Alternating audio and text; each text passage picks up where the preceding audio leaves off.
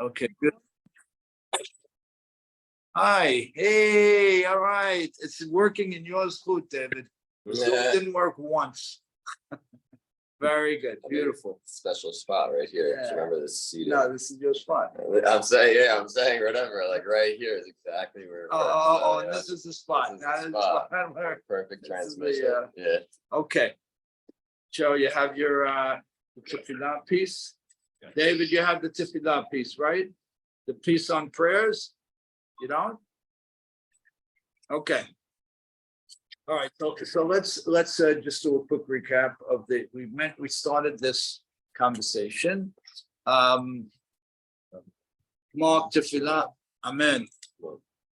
Tefillah, Mark, is the heat palel is a reflexive term. It means it's not one directional, it's two directional. So when I pray, when I'm mitpalel, I'm reaching out, amen, and I'm reaching in. When I pray, right? This is a quick recap. Reaching out, reaching in. Right. We said the goal is to talk to HaKadosh Baruch Hu, to talk to me, and the idea is after a certain point in time, we have a sense of a response. And you'll see a two-leveled response. Amen. You'll see a response from HaKadosh Baruch Hu, and you'll see a response from you. So the words that the rabbis designed for prayer were to enable that to happen. In other words, if I want to reach out in a way that it's piercing, that's breakthrough, right? I want a breakthrough strategy here. I want to break through conversation, communication. So I need the words to do that. Therefore, the words of the tefillah are very baked. They're very heavy, and they have a lot of meaning, and their placement has a lot of meaning, and that's why we have to study it, because it's No leeway. huh? No leeway. No, which one?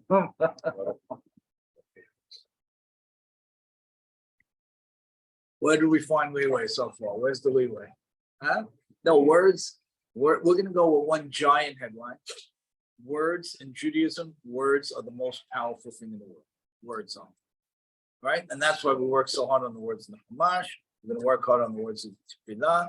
The words in the Chumash and the words in the Tefillah are going to allow us to get really as close as a person possibly can get to HaKadosh Baruch Hu, and no less important to himself. Good? So,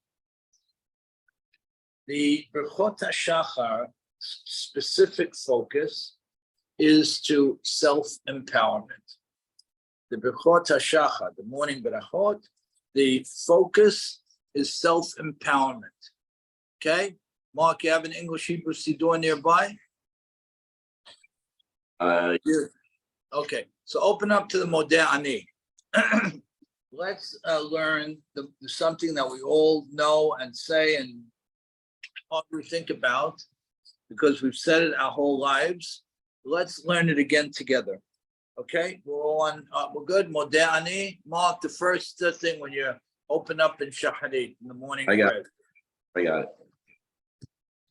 Okay, Modeh. What does the term lehodot mean? Eugene, what does the term lehodot mean? How to give thanks. But to give thanks means to say todah. What is lehodot? Modeh is a little bit different. Lehodot. Modeh is a little bit different than giving thanks. To acknowledge. Beautiful, David. And one more step. Go one more step. One more step. To recognize. Awareness. It's an awareness. It's an awareness, but one more step. Yes. It's an awareness. One more step. Yeah, come on. Come on.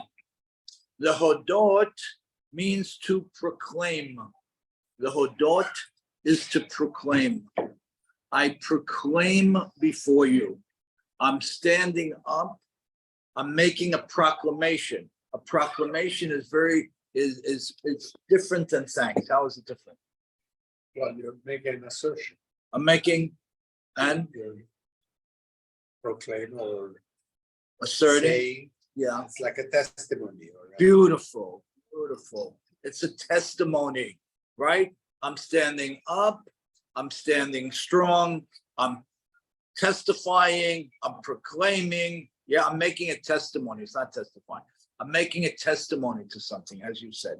So I'm proclaiming, right, that what? Melech chai b'kayam, modeh ani lefanecha. I'm making a proclamation, okay?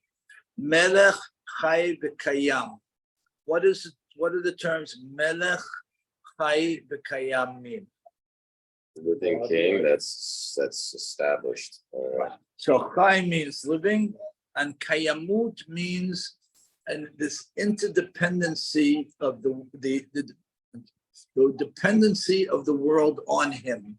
So Melech Chai, the living king, V'kayam, means that based on him, everything else is kayam, exists. Based on him, everything else He's the exists. source. Huh? He's the ultimate source. Absolutely, perfect. So Melech Chai, living, kayam, kayamut, existence is all based on him. Beautiful. Now here's where it gets fantastic. Shehazata bi nishmati. What does that mean? Shehazata bi. So it returned within me, What'd you return? my soul. My soul. Beauty. What did you return back to me, Mark? You returned back my soul. Okay? My soul. Why is that interesting?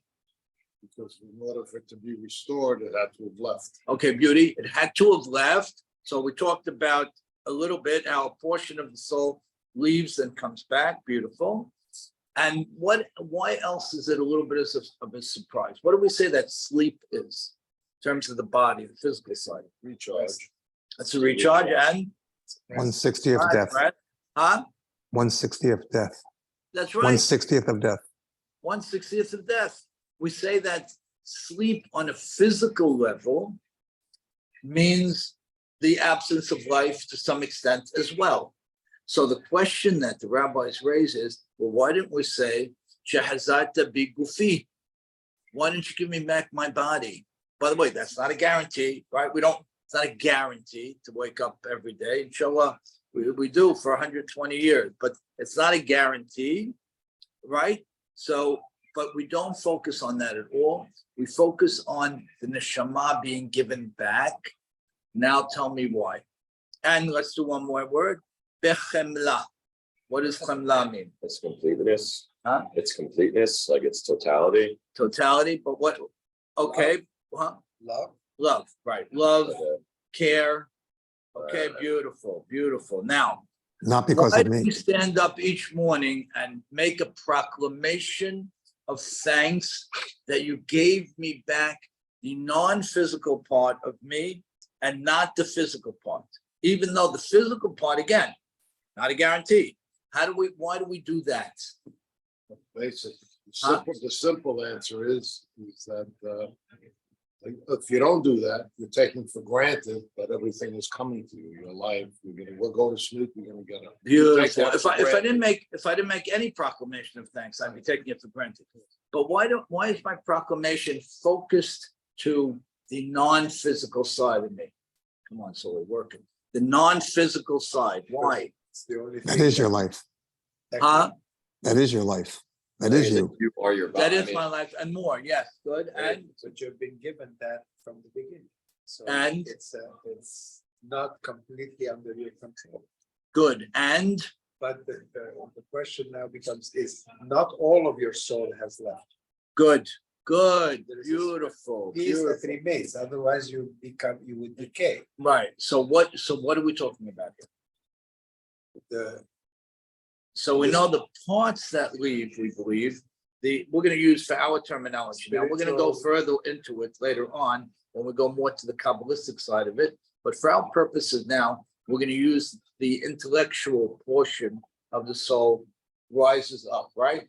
The portion that articulates ideas, that has vision, that has the ability to dream, ambition, Understand.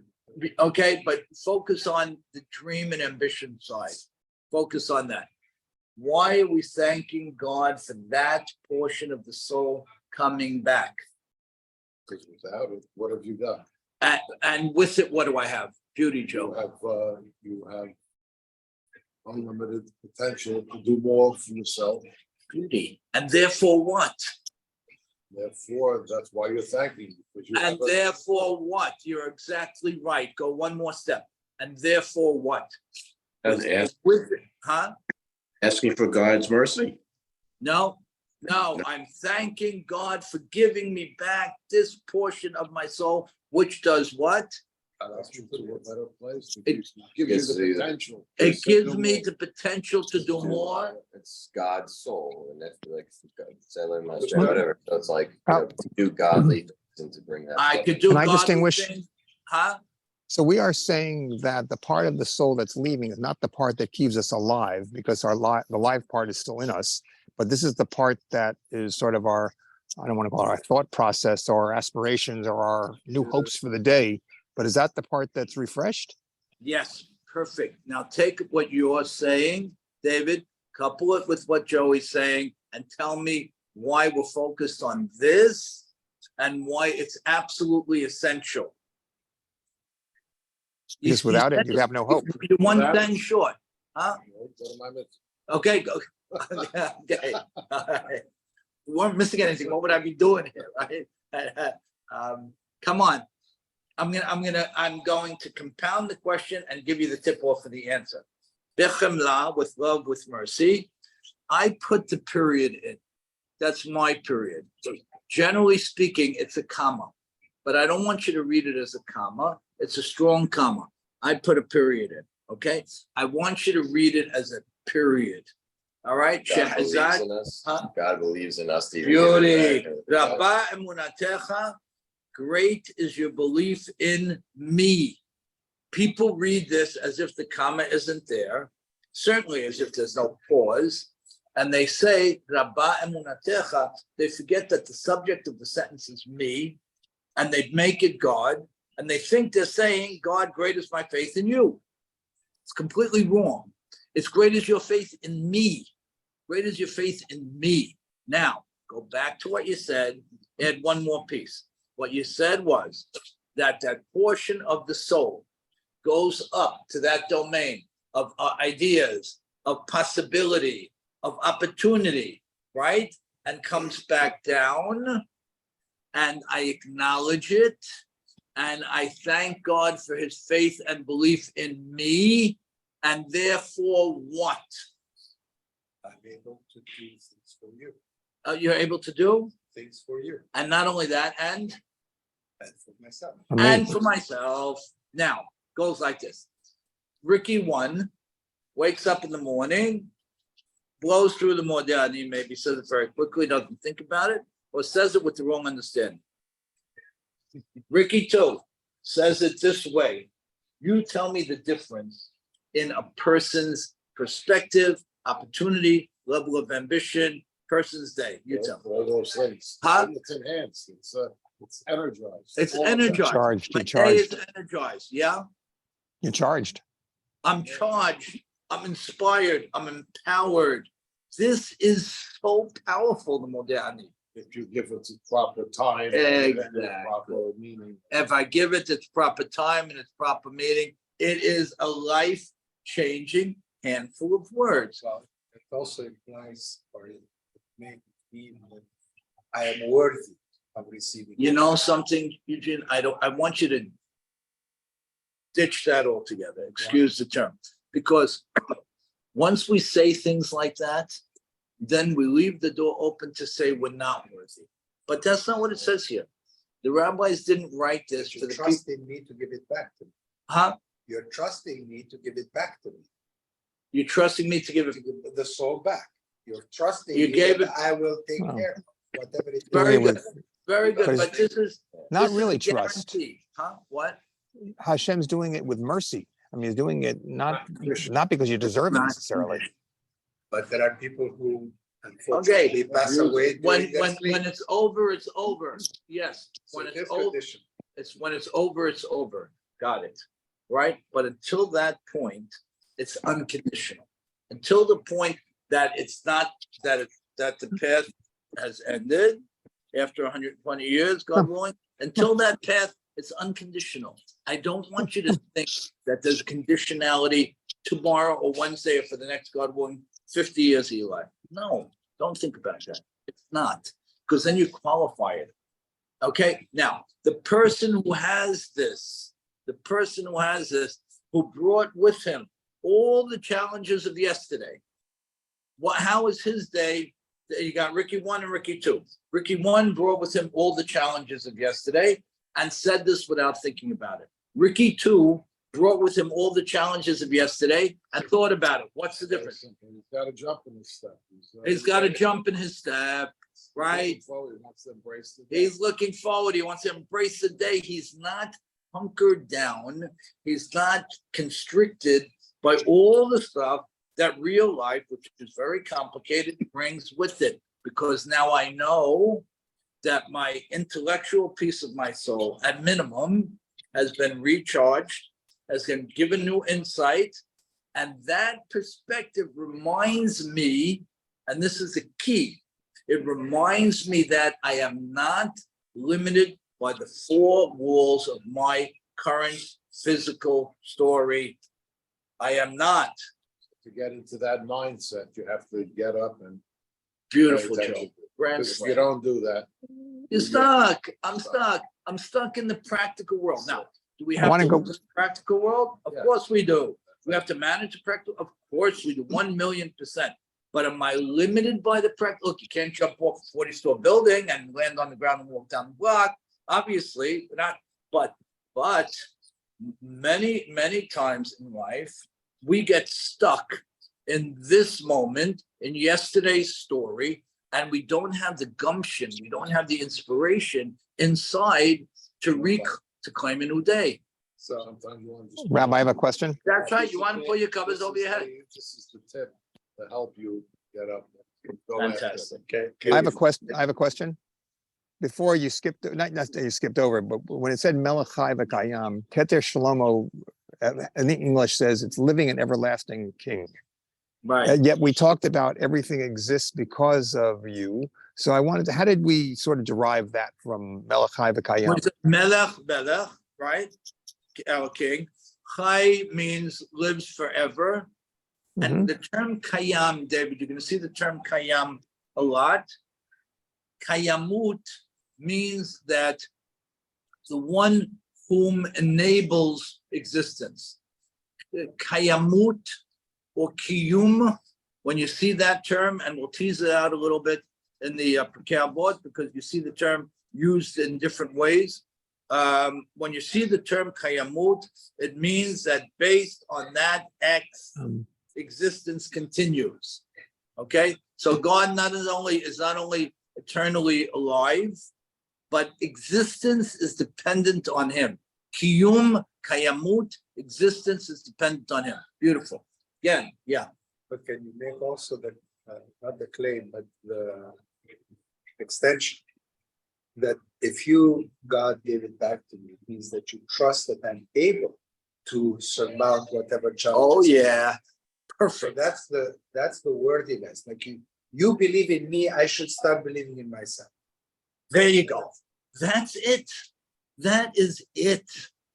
And that, to Joey's point, is the basis of everything.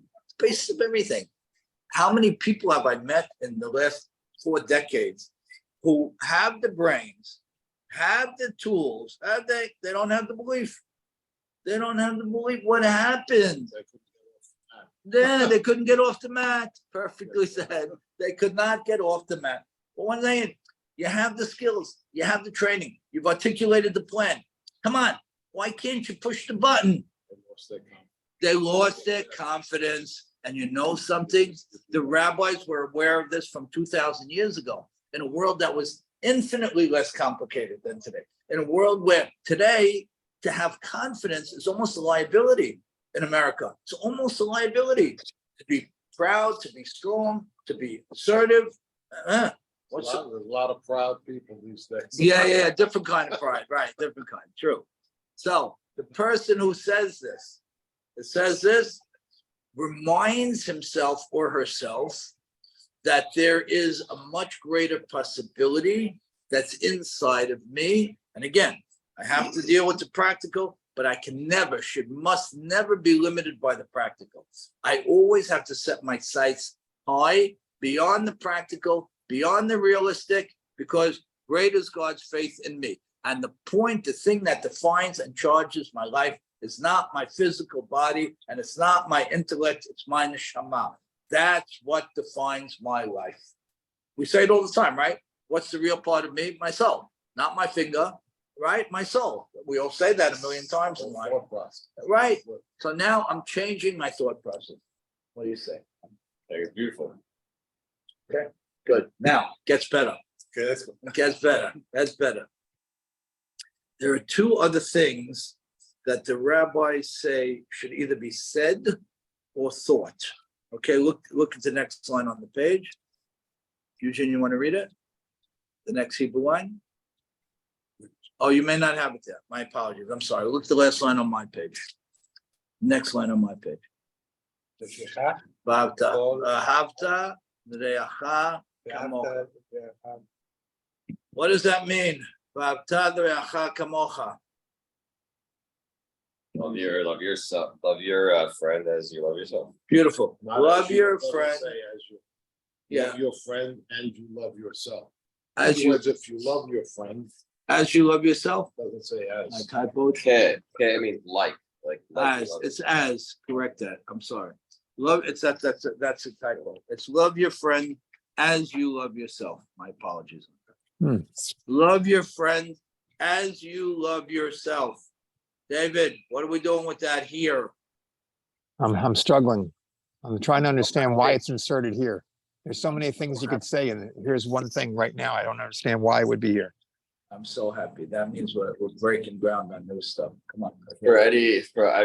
More of a statement to me for the guy who is depressed or does not believe in himself. The first Modeh Lefanecha, the idea that it's stating that God believes in us, means that we should have that confidence and we should have that love of self, which is something we may not have had. The next statement is to love your friend like yourself. How do you love yourself? That's the idea. You have to love yourself, because how do you love if you hate yourself? You're not translating it in life to loving your friend properly. That's right. Perfect. Is this So- similar to the Kohanim prayer of Hashem, giving blessing to us and for us then taking that blessing and moving it to others? No.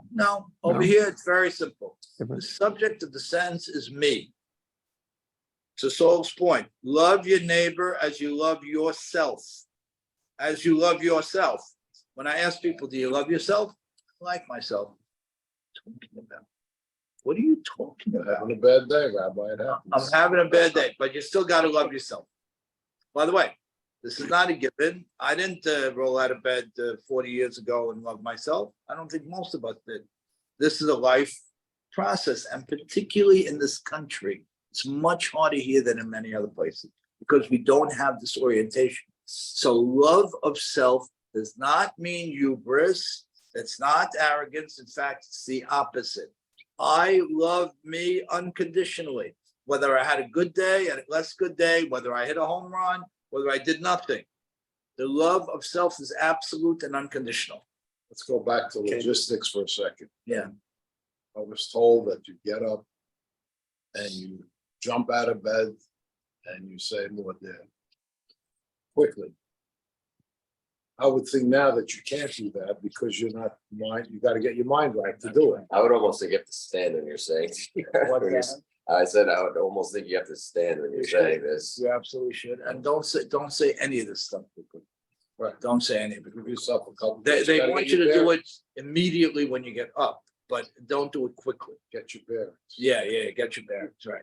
Yeah. And Can you read it the opposite way also? You cannot love your neighbor. In other words, you cannot live in the world because you live with people unless you love yourself. it's 1,000,000% right. 1,000,000%. You can't love anybody else unless you love yourself. So that's it. We're absolutely right. But the question becomes, do I love myself? A lot of people don't love themselves. They struggle with it. Again, if they're having a good day, they do. If they're having a less than good day, they don't, right? but that's not the way it has to be. The way that it not has to be, meant to be. The way that it's meant to be is that a person loves himself, loves herself unconditionally, without any tethering to what happened, what didn't happen, what should have happened, what could have happened. That's idealism against reality because people make mistakes. It doesn't Sometimes you matter. make a big mistake. Let's say you make a catastrophic mistake. So Brian, that moment in time, you're not so thrilled with yourself. If I could have done it again, I'd have done it. I can assess, like we talked about on Shabbat, right? My assessment of a mistake, right, to Shabbat Yeah. is objective, intellectual, non-judgmental, non-emotional, right? Like we said in that room Okay. over there, non-judgmental, non-emotional, which means that my love of self is never challenged. Again, I'm gonna say it again. This is a life struggle. It's a life battle. It is. Yeah. It absolutely is. Particularly, and I'm going to emphasize again, because you can see people from other places don't struggle with this the way we do here in this country, because of core values in this country. We're going to struggle harder with this than an Israeli will, for example. We're going to struggle more. Doesn't matter. We're here. So I have to remind myself, to Saul's point, every morning that nice to love the other guy. But to your point, I can only love him if I love me. Oh, by the way, Ricky, how you feeling this morning? Do you love yourself? Eh. Well, beautiful, perfect. The which is where it is for most of us, most of the time, unfortunately, we're gonna go right at that, and we're gonna change it. We're gonna put more tools in place to change it. All right? I'm struggling with the idea that it's not conditional, meaning That is not conditional. like it's saying, "Rabba Emunatecha, great is your faith in me." Unconditional. That faith is not qualified How do you make that distinction? because it's not qualified. The Obama, it doesn't say greater the faith in me if I did a mitzvah, greater the faith in me if I did this thing on Shabbat or it doesn't say anything like that. It's an unconditioned, absolute. Great is your faith in me. Great is your loyalty to me. Well, what Great is God's faith? Isn't faith towards something, or is it not Yes, the faith is. Let's say something. like a faith But to do? Faith If you, when you love someone unconditionally, right? You love your spouse unconditionally, right? You love your children unconditionally. They could do all kinds of things, some better, some not good. They'll change your love for them, right? You love them a little more when they do good things. You love them a little less when, But there's. that subtle. shouldn't be the case. Correct. Again, we go back. to That idealism. beautiful. That the love should never, the love should be absolute and unchanging. Your sense of what you need to be doing to help the person move to a different place, that's got to be recalibrated maybe. But the love, never, it should never move. Should never move. Right? I mean, it should never move. Okay, again, we're human and we're working through it. That's why we're doing it. But Is there a difference between unconditional and unlimited? I don't know Because what- I don't know what- unlimited love. In other It's words, both. you have a lot of children, you love them all. There's unlimited, I don't know if unlimited is humanly possible. I don't know. I have to think but about it. unconditional is not. human. Well, Unconditional, It's both. huh? Well, Huh? unlimited in time, Unlimited in time? right? Does that mean? What do you mean, David? In other words, limited means also by time. It's not just Limited could mean by not- time, could mean by anything. Love is unconditional. Love, let's go. Love is unconditional. I'm married, believe it or not, 42 years. I will tell you, I married my wife based on conditional love. I thought she was beautiful. I loved where she was as a person. I loved her family. I loved her dreams, her hopes, what she wanted. There are conditions based upon which we start a relationship. Every relationship starts that way, even the relationship with God. But the goal is, the program is, God willing, if a person is working on himself and the relationship, that you go from conditional to unconditional. Now it's 42 years later. Does my wife look exactly like she did 42 years ago? No. Do I? No. Are we the same people? No. Is my love now conditioned on something she does or doesn't do? Absolutely not. We've gone from conditional to unconditional. Yeah, but if I may, And she's not listening to the tape, so she didn't make if I may, it. there will be things that she may do that would change. It shouldn't. There is a trust that you have with her. 1 second. Okay. Now, if we're talking So if about, you're breaking a value, if we're talking about that, we're talking about extreme situations, relationships can end. They can end, it's true. And be But- modified, Huh? and be And modified. they could be modified, right? If there's some, but day to day, if a child does something wrong, in my opinion, do I love the child less? no, Of course not. but that's why it's unlimited love. The love. That's why it's unconditional love. It's not conditioned on anything. I'm not conditioning it on my child. I have children who are have this lifestyle. I have children that have that lifestyle. Do I love any of them differently? Of course not. Of course not. Do Rabbi? I wish this child might move in that direction, in that respect? I do. Will I help the child do that? Sure. But in Rabbi? Yeah. We almost have to couple, and Joe made a comment before, and I can relate to it very well. Which, you know, sometimes you love less and sometimes love more. And you said, no, you can't, gotta love all, it's unconditional.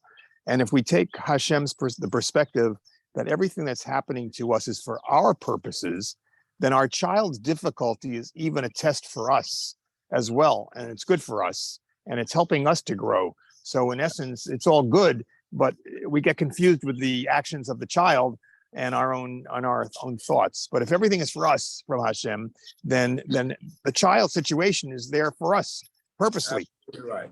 And go one step further. Does God love us any less? You know, if a person stumbles, does God love the person any less? I mean, there is this absolute extreme situation where somebody just is outside of the pale. But you're talking about really, really, really hardcore and really rare. And I think the same thing belongs in the relationships. Same thing. The relationships end. Yes, they do. They do end. But something that a parent-child relationship. No, like David said, the love. My child doesn't have to be like me or act like me or even live according to my values for me to love that child unconditionally. But I think that's reflected even in that sentence is that even if you love yourself, the way that you become not selfish is by loving your neighbor. So Okay. You made that transition. Okay, I'm gonna go one step further, Eugene. I'm gonna go one step further, which is that if you love yourself unconditionally, you'll never be selfish. I'm gonna turn what you said the other way. So I want you to think about that. If you love yourself Love unconditionally, yourself, you'll never be selfish. you never be selfish in a negative way. We talked about selfish in a positive way is a core Jewish value, right? I come first, right? But selfish in a negative way will never happen if a person is self-loving, unconditional, never happen. Will never happen. Selfishness it comes with people who are emotionally deficit. They have an emotional deficit, so they have to be selfish. But the person who doesn't have an emotional deficit is just self-fulfilled. He's self-fulfilled, and he doesn't have to do things that are to the negative of whatever, which we call selfish. I want to make it a little. I want to make this a little bit maybe more difficult for you before we look at the third one. Look at the third one.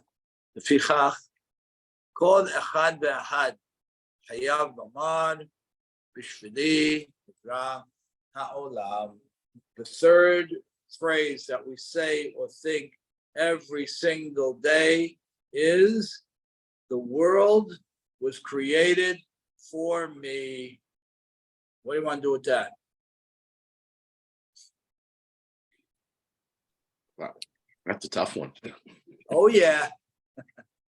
I think that it's that my soul is very unique. It's my soul. This is different than anybody else's soul. And so in that way, the world is for me because I have a very specific Okay. destination compared to others. David, don't be apologetic. That's not what it says. Because the board is on narcissism, so nobody wants to raise that. I know. And I want to tell you something. I want this to be crystal clear. A narcissist is a person who's not self-loving, a person who doesn't have a strong sense of self-love. A person who's haughty is a person who doesn't have a strong sense of self-love and who is not proud inherently and unconditionally. That's what leads to ga'ava. That's what leads to haughtiness. That's what leads to narcissism. A person who's self-loving will never be narcissistic, ever. So we have to get these Western things out of our heads. And you're right. This is how we're conditioned to think. It's not the truth. The truth of the matter is that a confident person will never have hubris, ever, ever. Why I said borders. That's why I said borders on. Beautiful. Okay, so what are we saying here? A person has to wake up every morning, say the Modani, reclaim and remind himself of the unconditional self-love that he should have for himself, which he may not have that morning, and maybe has to be reclaimed and worked on. And we're going to talk about the tools of how to do that, right? Tomorrow, God willing, we're going to continue building it, talk about tools of how to do that. What do you want to do with the Bishvili Nivra Olam? What do you want to do with it? Why do you have to do anything with it? How do you want to explain it? It's exactly what it is. It's your world. And meaning what? That you were put on this earth to do something. Well, what? Get up, claim it. You were Claim put it. on this earth with great possibility. Get up, claim it, and do it. Good. So if I look out, for example, on the horizon of all these competitors, right? I'm in industry X, and I look out as all these competitors. What should be my perspective when I say these words? Is to see what you see and make it fit your world, make you claim your piece of the world and just go after what you can do. Beautiful. The As best you competitors can. don't qualify yet. One thing, you're right, but I don't want you to say that. I'll tell you why. It's limiting. Huh? It's limiting. Yeah, not now, not yet. You look out at that horizon of competitors as the platform to build on. You don't look at it this way. I'm looking at it this way. I'm looking at it this way. So HaKadosh Baruch Hu created that platform, so to speak, for me to leapfrog over, to stand on it and to go over it, to go past it. Bishvili nivra olam. By the way, I didn't say it.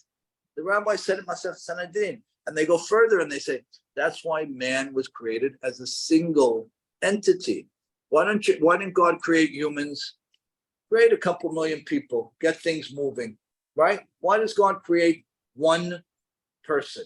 One, because he wants to endow two core elements that they talk about in the Gemara. One is that a life is absolutely sacred. One life is worth millions of lives. One life is absolutely sacred. And the world was created for each and every individual, and a person should look at his life that way.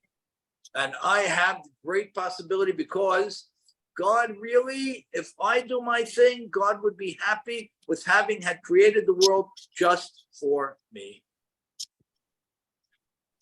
Rabbi, does this get coupled? I don't want to go past this, but where we talk about, Hamechin Mitzadei Gaber, right? Right. Where we prepare the steps of man. So is this coupled in some ways with that? Absolutely coupled, and this is the lead into all of the Birchot HaShachar, and we're going to learn them, But this is the foundation of everything. Okay, good. But there are two elements also. It's to recognize that the world was also created for him. And for you. No. What? No, that each one has the world. Good. So you're not limited. He could be my competitor, but he's not my competitor. Beautiful. Because we can both live Beautiful. and create our own You're space. 100% correct, not 99. But right now, at this moment, don't think about me or him or anybody else. Don't think about anybody. Just think about you. Right. Don't be apologetic. Just think. I don't have to say, okay, the world was created for me. And you know what? Let me worry about the other guy too. Who cares about the other guy? For a minute, don't care about the other guy. Just care about you. That's you come first. You come first. We have to get off this thing where we're so apologetic about us coming first. You're 1,000,000% right. But I want you to be able to grab a couple of minutes a day and say, you know what? HaKadosh Baruch Hu loves me, endowed me with great talents. I'm going to reclaim that sense of unconditional love for me. And I love other people too. But you know what? Right now, it's only about me. And that's a good thing. You gotta stop being a people pleaser and you have to take care of yourself. Otherwise, you can never take care of other people. That's right. That's Well, as right. long as you limit it to a couple of minutes of this self-love and self, Why? because you have family, you have I other know, things Joe. that you're gonna come, they need a piece of you. They need a piece of me. So you have to give a piece of, you have Yes. to give it. 1,000,000%. How can I give it to them? I can only give it to them if it's rich and full in Again, I me. agree. If I'm depleted, then So what am I that's- so giving? This is what you're doing. You're filling I'm filling it my up in the tank. morning, Right. filling it up. That's right. In order that you can give it out to the others Exactly. around. Okay, so Exactly. that's why I'm saying limit it to a little bit. If you're gonna go around all day, it's all about me. I'll tell you I'm great, something. this and that, Sometimes I repeat this 3-4 times a day. okay, you may have to refill the tank. I have to Away. refill the tank. Okay. Eugene, thank you. Great to see you. Thank you very much for running. Okay, that's a shame. Thank you. Yeah, you may have to. All You may right, have that's to. good, fair. Yeah. What do you think? Yeah. Good with this so far. Yeah, I mean, to me, I guess I'm under the conditioning, to be totally honest, because it's still hard for my mind to wrap around the idea, going back to Rabba Miratecha, of it being unconditional, meaning like the instant thought is, meaning I get what you're saying from the beginning, from that statement and from the others, it's just like focus on what it's saying right there, right in front of you right now. But it's I guess just the conditioning just makes me think of for what? Where is that the faith in me for what? Right? To do, right? Right, it's conditional. yeah, You have to articulate a condition. Right, And that's the way we're trained. right, And we're inculcated with that Right. in this society. And the point of this is over time, and it takes time to break out of that. right. If I sat in the corner, now you're gonna love this one, Joe. If I sat in the corner, gentlemen, and did nothing all day, nothing, God doesn't love me any less. I don't love me any less. It's absolutely unconditional. Mark, do you remember what was that album cover many years ago? You remember? Oh, you white. What was that album cover? There was an album cover of a band with one person sitting in a corner with it darkly lit. You remember that one? That's Mickey. Mickey would you'll know. remember. Mickey would remember. So that comes to my mind, right, from many, many years ago. If you sat in the corner and did nothing, 1 second, did nothing. Yes. There's the, are you as, Which is your choice. which is your choice, fine. Are you as productive? No. Are you building the world? No. Is your love of self or God's love of you any less? Absolutely not. No problem with that. Okay? I don't have to produce to be loved. I don't have to do good to be loved. All I have to do is be. Yourself. You may not be loved to your boss, to your father. That's right. But to yourself, yes. That's right. And if I love myself, I beat them all. At the end of the day, not at the end, at the beginning of the day, throughout the day, if I have an absolutely unshakable love of self, which virtually nobody does, it's Because you get beat up. because you get beaten up, and we're not conditioned. Imagine if we were conditioned from preschool to think this way. Effectively, we are, because we learned the modernity in preschool, but nobody taught it to us the way it should have been taught, right? Or they did and we didn't catch it. Okay, this is your Very good. beginning platform. Very good. Beauty. Okay, all right, we'll pick up on this tomorrow. Let's move over to Mesilat Yesharim. Good? Okay, beautiful. I mean, what is that? Give us the. I'll give you a background on Mesilat Yesharim. Okay, great. So Mesilat Yesharim is one of the cornerstone works of the Ramchal, Moshe Chaim Luzzatto. Moshe Chaim Luzzatto, It's Italian. Italian. He lived in the mid 1700s in a place called Padua, Italy. That's where he started out. He doesn't end up there. He's a mystic. He's a Kabbalist. He's a writer. He's a dreamer. He's a playwright. He's a poet. He's romantic. He's a real Renaissance. Right. He had spectacular intellectual capacity and spectacular Kabbalistic reach. His Kabbalistic reach is of the greatest of all men of all time. Sephardic, Huh? Sephardic, just as in the side. Sephardic. Yeah. And he wrote a lot.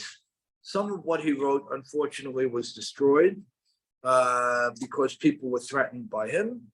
So some of his work was destroyed, which is really unfortunate, but we still have a tremendous amount of work from him. And he created this remarkable bridge for most people with higher level learning, Kabbalistic type learning, the philosophy of Kabbalah and so on. So God willing, over time, we'll do more of that. Hey, hi Jeffrey, how are you? Good to see you. Fadal. We're just starting the second class of the day. Perfect timing. Great.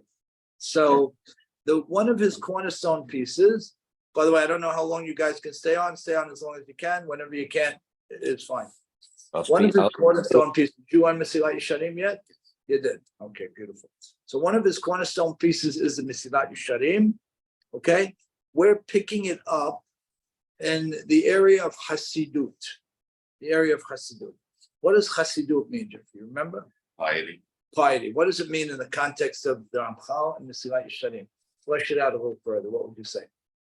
Piety is someone who does more than what the law is, but in the spirit of the law does above and beyond. Perfect.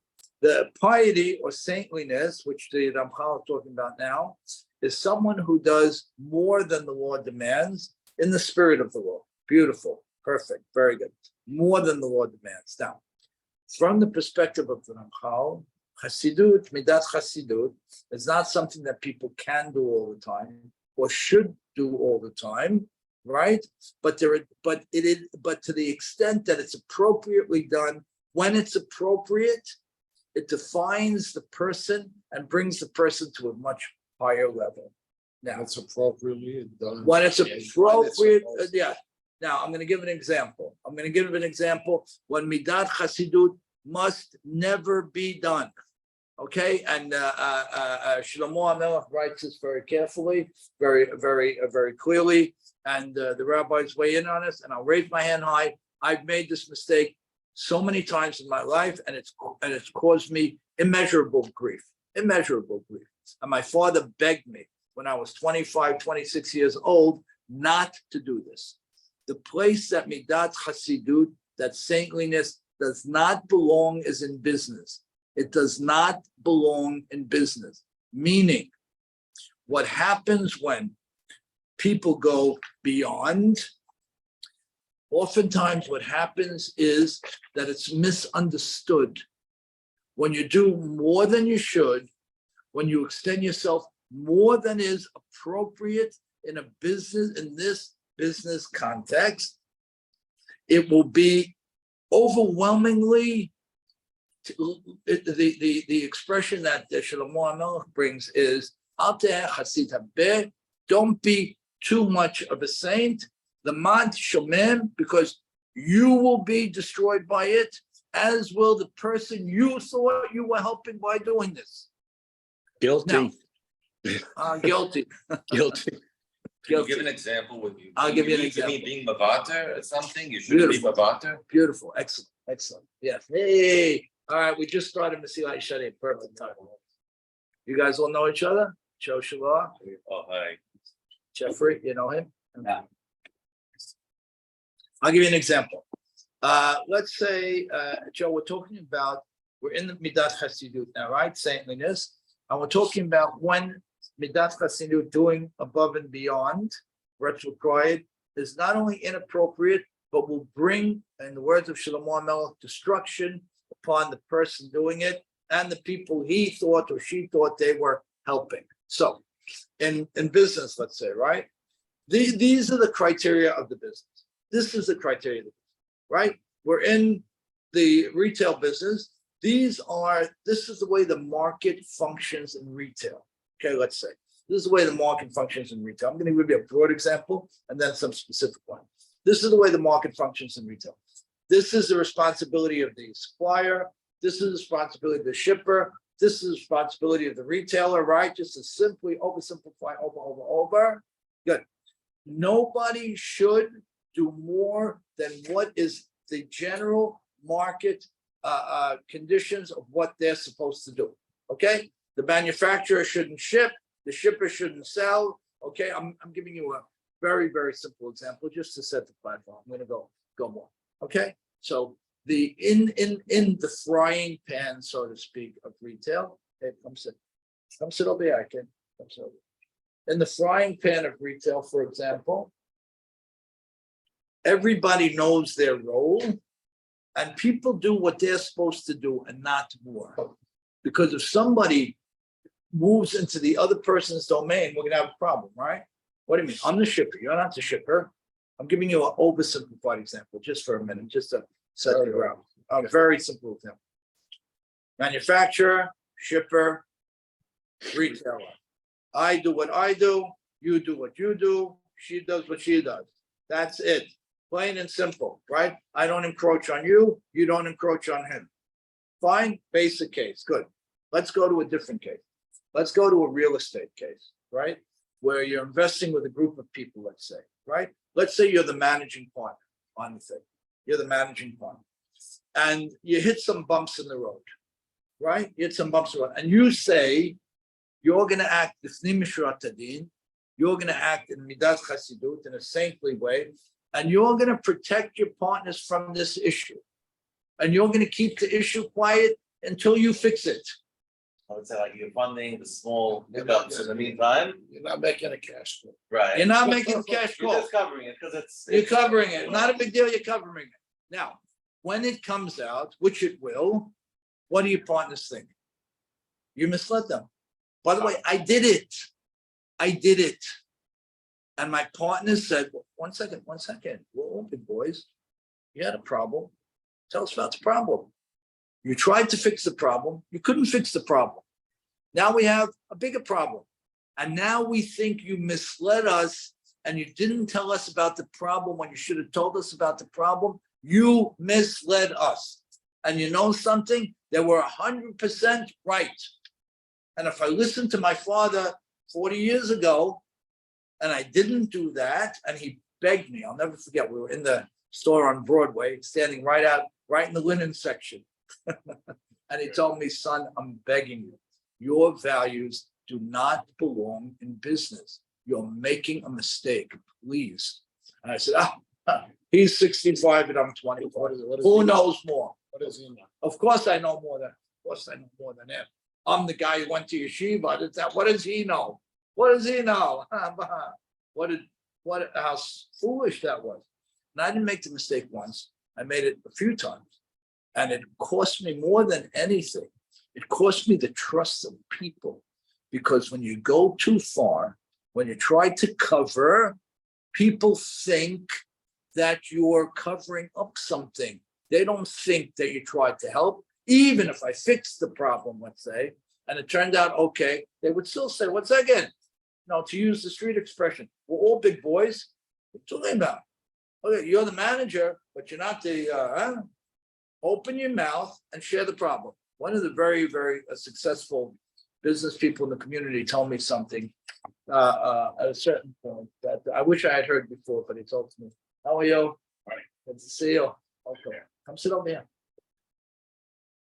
Great to see you. He told me, when I tell my partners when I go to the bathroom, I said, what are you talking about? He goes, you have no idea how much I communicate with my partners. You have no idea. So we're talking about midat chasidut, saintliness, going above and beyond. We're going to talk about when it's appropriate, but I want to be very clear on when it's not appropriate. And l'fnei mishurat hadin, greater than what the law demands. Mark, when you do something for a client that is not in the rigor of your industry, yeah, right? That's what do you mean? I'm helping the guy. You can't help the guy. That's not your defined role is X. You go from A to J. That's your defined role. Don't go to K, because you go to K, that's not the structure. That's not what you were hired to do. Ricky, that's not what you were hired to do. They thought I was trying to trick them. 1 second. I struggled with the issue for 4 months. You guys were sleeping every night. I wasn't. Don't worry about it, Mr. Big Shot. Don't be such a saint. You come to us and you tell us when you have a problem. And what did that do? The deal was doomed at that point. Was doomed. There was no more trust. Every conversation was a failure. And I remember the point. That was the tipping point. From that point on, all the money was lost. We shouldn't have just spent another 2 years killing each other and losing it slowly. We just should have shut the door, taken our losses, which probably would have been less, and left aside all the agmat nefesh, all the pain that came with it. And it was all about that. That's what it was about. So when we talk about chassidut, saintliness, let's use it in the way that the rabbis prescribed it, which is, you're talking about a person you love. You're talking about a person you can help, right? You're talking about something in that context. You're talking about your own behavior, which is what he's focusing on now. You're talking about your own behavior. This is the halacha. I want for me to grow. I believe I can grow if I can reach to this level. That's it. But before I do it in the context of something where the laws of that market are different, I better pause and think very, very hard. It needs to be something that Hashem would be happy with. Yes, and yes, perfect. And the criteria has to be right. The context has to be right, right? The world of business is a rough and tumble business, and I can't be a super nice guy in that world because it's going to blow up. It may blow up today, it may blow up 10 years from now. It's guaranteed to blow up. Why? Because it's not meant to be used in that context. But if there's a machloket, then Beautiful. to be mavak. Beautiful. If there's a machloket, if there's a difference now, but I'll tell you, and I will just say on this thing again, because I failed in this respect a few times in my life, and it caused me pain that lasted years after the event. Years. The drag along of it was something. It was something. I'll tell you, before you do it, ask a third party who's not connected to the issue. Ask a third party, just as someone you trust, who's not biased, who's not related, who's not connected. Ask a third party and say, listen, you know what? I have this situation with another person. This is what halakha would require of me. I'm going to go to here. Because to your point, that's the place to do it. But even there, sometimes, I want to raise a point on this. Mark, you want to say something? No, it's David. Rabbi, you're begging a question to say that if it's not necessarily appropriate in business, or it's not appropriate in business to be chassidut, then that means in all other aspects of life you should be chassidut?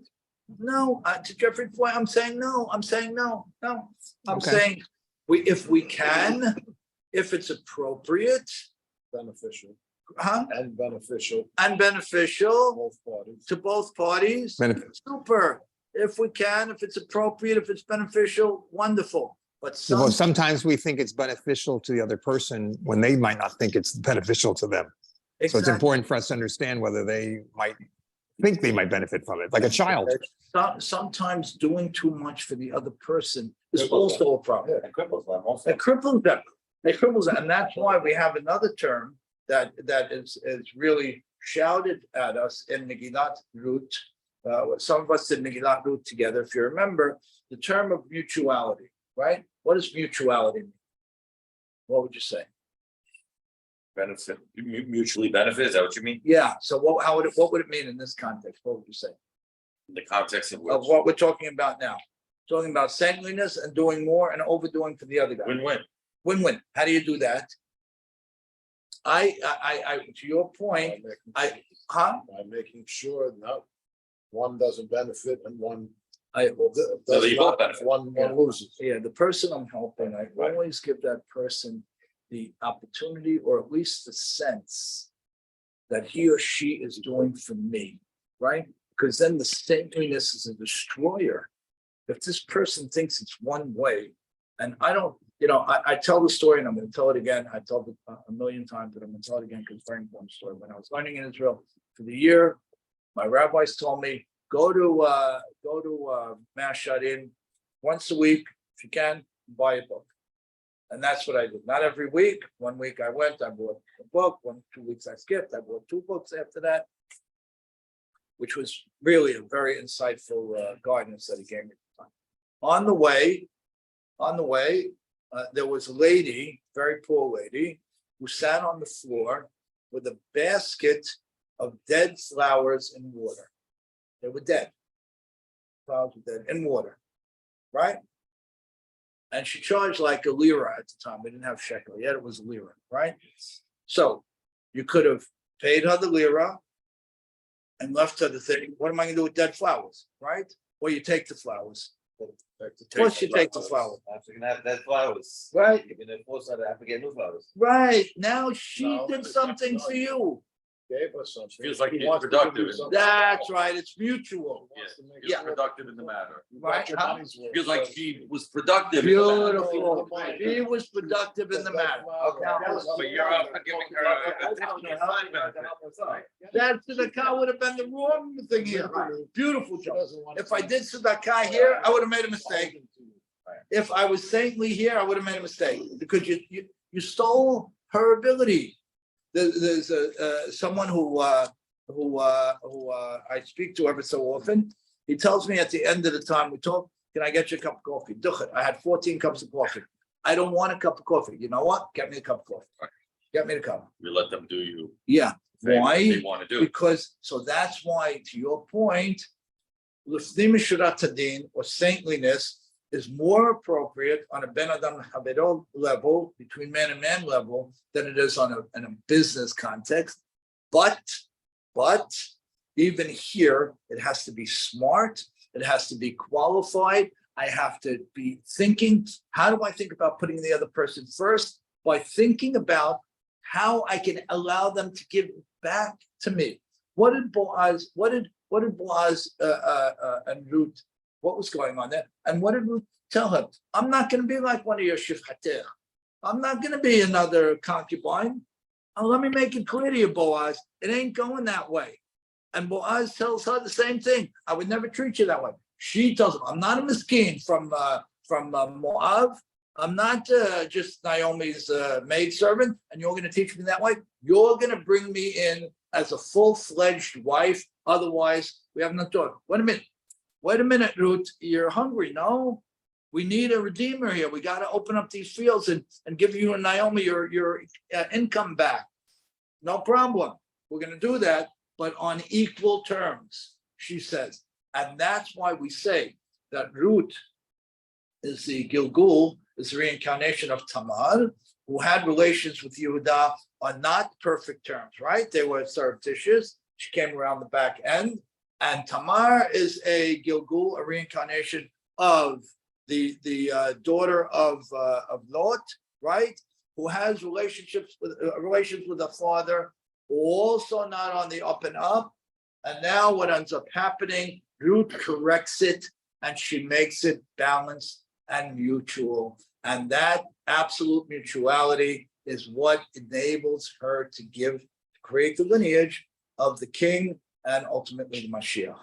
Okay, so against that backdrop of when Midat Hasidut is not appropriate, now we'll step into when it is appropriate. Now the question is, Rabbi Malka teaches in here now. Maybe we'll see when he comes and we'll just we'll wrap up or we'll. Ricky, I'll see you a little later. I gotta wrap up. Okay, great to have you, Mark. Good things. Okay. Thank you. So let's go to page 242, those who have the book. Okay, good. So you know what? Yeah, you guys take this. How's your Hebrew? Sorry. All right, okay, so we'll make it stronger. Hey, you guys go with that. Okay, we're gonna start up here. Okay, we talked about this the other day. So now we're talking about Midat Chasidut, beyond the letter of the law, on positive things, right? Positive things. And one of the positive things is how we treat a sefer. We said, right? How we treat a sefer. Good. Okay. So you want to read? Basru od leshev al hamita shesefer Torah aleha. V'chen amru zorekin katvei hakodesh va'afilu halachot va'agadot. Beautiful. Your reading is right there. Right there. We touched on this, guys. What does it mean? What does it mean? I just heard the idea that you're putting the Siddur of, I guess, Siddur of like Torah or above other Siddur read on a table. Okay. Is that what it's saying? So it's saying that you can't sit on a bed if there's a Torah related book on it. Abe, why not? We touched on this. Why not? Because of its connection to the. All right. So Like is it Like what? halachically, is there anything halachic about me sitting on the chair with the book right next to me on the chair like this? Is there anything halachically problematic about that? No. Would we do it? What? No, we wouldn't do it. Why not? Because Going above and beyond. it's not mechubad. Beautiful. Is that halacha l'maaseh? No. I thought it was. I thought it Okay, was. beautiful, beautiful. Because in some cases, the midat chasidut ends up blending with the halacha l'maaseh, and we reach a point in our behavior where we don't think it's midat chasidut anymore. We don't think it's saintliness anymore. It becomes standard. It It's what we becomes do. standard. Beautiful. So on the positive side, we want to make a number of these exemplary behaviors standard. So for example, we don't sit on a bed when there's a book on a bed, right? We know that's not what Hashem wants. Yeah. What does the bed have to be? Is it the bed Anything. itself? No, With a bed, a it's chair. me sitting with the holy book. Now, we go further, and again, we all know this. If I have a Gemara and I have a Chumash, which one do I put on top of which? Chumash. Put the Chumash on top, right? If I have the Chumash and I have the Da'at Tibunot, which is it's Kabbalah, it's heavy duty. Which one do I put on top? Yeah, Duty. I still put the Chumash on top, right? I'd probably go like this. Actually. I'd probably go like this. I would go like this. Okay. Now, when I pick up the Chumash or I put down the Chumash, another Midat Chasidut is what? I kiss it. I kiss it. Hey, you're gonna see more of it because people are getting more plugged into it. When I open the book, I kiss it. When I close the book, I kiss it. By the way, Just the Chumash? any book like that, I open the book, I kiss it. I close the book, I kiss it. Again, you used to see the old timers do it. I remember them doing it. Only when it fell. And when it fell, right? But now you finish learning, you close the book, you go like this. Now, on a halachic level, does it mean anything? No. But on a midat chasidut, it means a ton. What did you do by kissing the book? You feel now.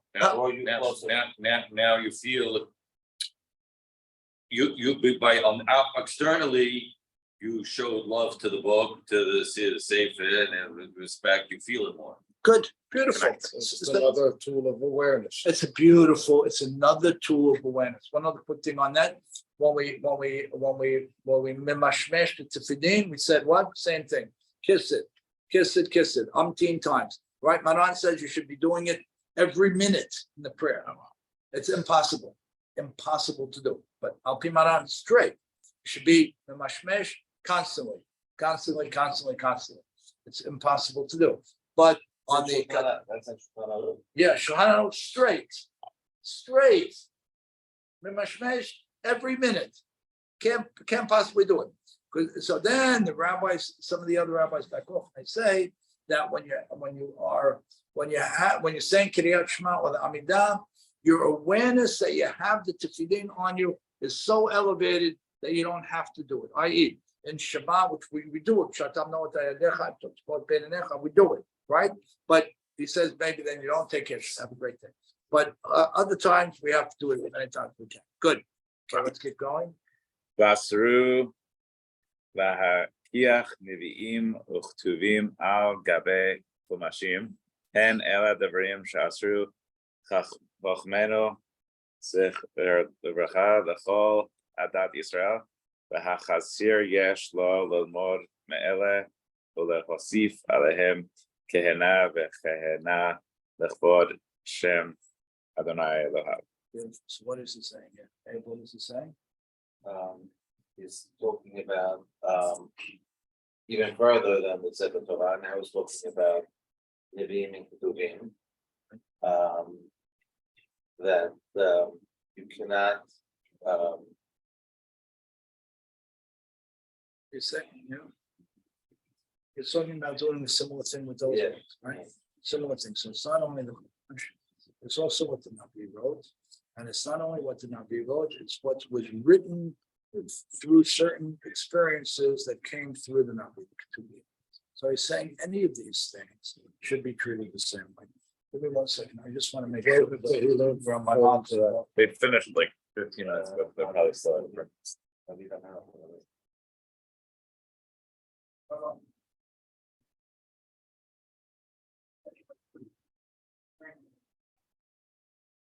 We're lucky it's a Torah day.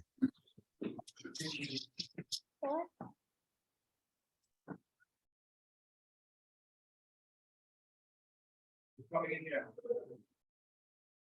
Coming in. No, but we're gonna now. So the rabbi needs this room now, okay. So, what should we do? Do you want to go over here? Oh, that's true. Okay, okay, thank you. Let's go outside. Thank you. Or they might say, go to, yeah. Oh, right next to. Yeah. So, whatever, yeah, it's over now.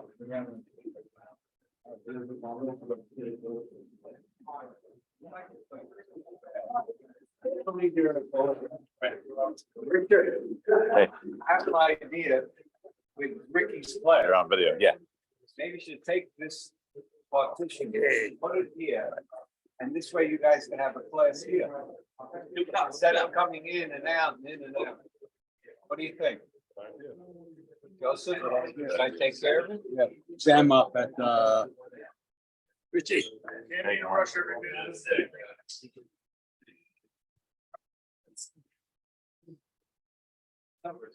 Morning, how are you? Nah, just switching glasses. Switching over. Where should I set this in? Table on the other side. Harsh here. I'm hanging up from this class, Rabbi. Okay, that's a great idea. Sounds good.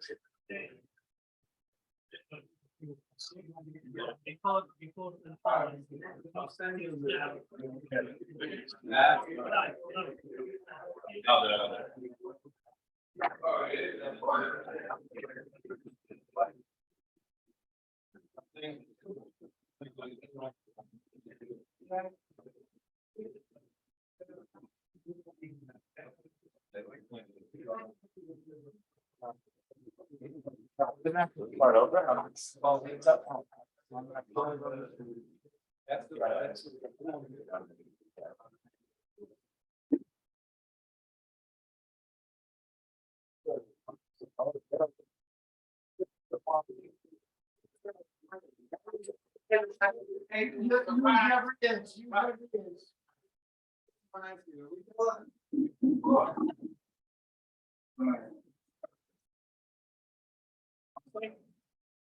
Okay. This is actually perfect. All right, thank you. Beautiful. Thank you. Good one. Okay.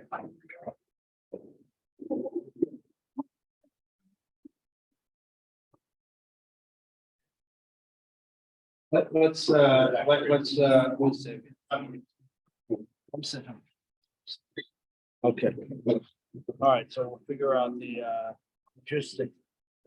Yes, that one was great. Yeah. He's a great. Yeah, yeah. The other guy said they're not coming. David's out.